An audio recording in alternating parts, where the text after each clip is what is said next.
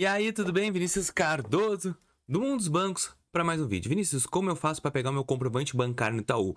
O meu comprovante de conta ativa. Eu preciso declarar para os bancos e eu quero mostrar o meu comprovante de conta, sei lá, para uma faculdade, uma empresa. Eles pedem esse comprovante para a gente poder vincular algum recebimento a ela ou até mesmo para comprovar a nossa conta. Existem alguns métodos dentro do aplicativo do Itaú que a gente pode solicitar. Eu vou te mostrar todos os métodos que eu acho bem relevantes aqui para te poder fazer esse tipo de procedimento, tá bom? Vou colocar a telinha do meu celular e vamos conversar agora sobre isso. Telinha aí. Pessoal, um dos comprovantes que eu acho muito bom, tá? É o informe de rendimentos. Se tu tem uma conta que já está aberta há um ano, esse aqui é muito bom para te poder entregar. Informe de rendimentos, ó.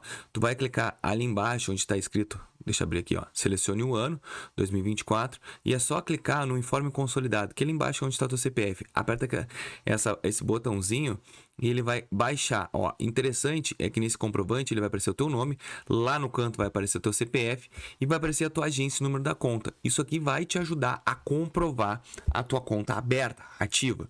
Pô, Vinícius, mas eu não tenho ainda esse informe de rendimentos e eu não tenho como fazer. Tem outro jeito? Tem. Tu pode solicitar aqui, ó.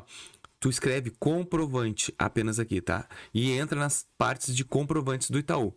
Aqui tu bota o período maior que tiver, 180 dias, e aplica. Aqui tu vai ter uma situação que é a tua atualização cadastral. Tu clica ali, tu aperta em compartilhar, bota acessível aqui, imagem, carrega no Instagram normal, ó, eu vou colocar aqui. Vou colocar nesse aqui que é a minha pastinha aqui e vou lá, olha o comprovante, solicitação de atualização cadastral, tem o teu nome, tem o teu CPF ali, uma parte, tem a agência e tem a conta, e tem a solicitação, e também tem a solicitação e tem a autenticação aqui do lado. Isso vai te ajudar muito a comprovar a tua conta também, tá bom? Dependendo dos casos, eles vão querer esse aqui do que o outro ali, o informe de rendimentos, e de repente tu não tem no informe de rendimentos, tu vai conseguir ter através desse aqui, tá bom?